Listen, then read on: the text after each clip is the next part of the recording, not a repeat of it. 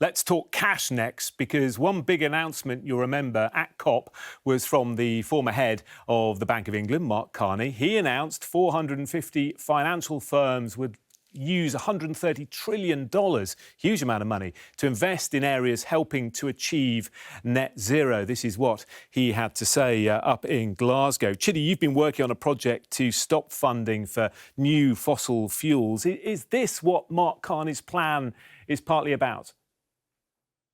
It isn't specified yet, but it's an excellent start. So at the COP26 Climate Action Plan, the group I co-founded over 6 months ago, we've been talking for a very long time about how important it is to draw a line under further investments in fossil fuels. Effectively, we were asking for a debate to be had at COP26, asking global leaders to stop financing new fossil fuels. You can't claim to be in transition if you're still growing the fossil fuel industry. What Mark Carney's group has done is spectacular. They've managed to gather 450 of the world's largest organizations, financial organizations, who have a net combined asset base of over $130 trillion. And these firms have effectively agreed not to support any new fossil fuel investments. This is a game changer. It sounds fantastic, doesn't it? But Jen, is it transparent, do you think? Who's going to monitor this?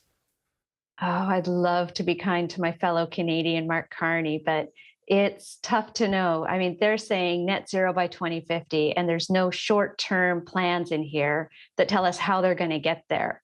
There's no plans to report back, so we know exactly where that money is going. And there isn't a lot of detail around what they're counting as climate finance. So we don't know what's going to happen yet. It's a long-term promise, and without short-term plans to get us there, we won't know if we hit it until 2050, which is too late.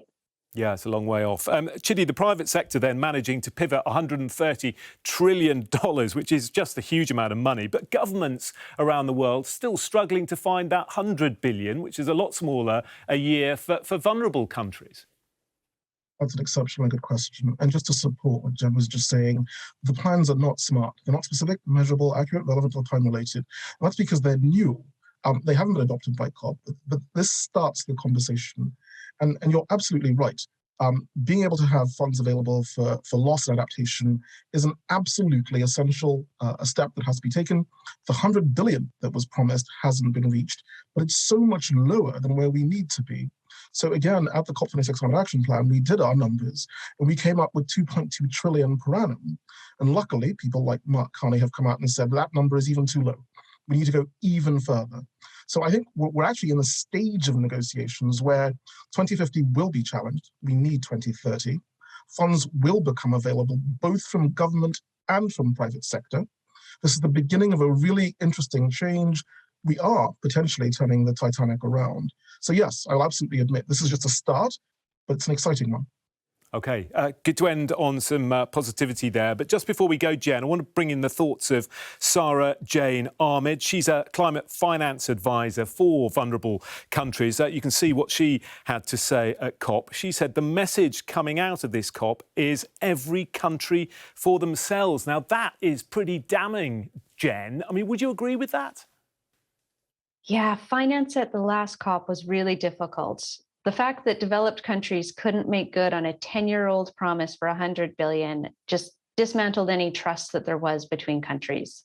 And the fact that they couldn't talk about finance for the permanent effects of climate change, for permanent losses and damages, that means that there was no hope really for developing countries to feel like they're being supported. They're being told, don't develop with fossil fuels, but we're not going to provide you support for another path. Oh, and all those climate damages you're currently experiencing, there's no money for that either. So yeah, I could see why a lot of developing country delegates left thinking they're in it for themselves. Chidi? Jen is absolutely right. I mean, the whole idea of making progress on this is we do so with international solidarity. The context of doing this is that up until this COP, for 25 COPs before this, we couldn't even get the words fossil fuels entered into the summary for policymakers. We've changed that. And we now actually have a private sector that wants to help the governments who have absolutely failed on their commitments to deal with the rights that they claim they've acquired. But if we live in a world in which we're going to make transition quickly, we have to actually fund it.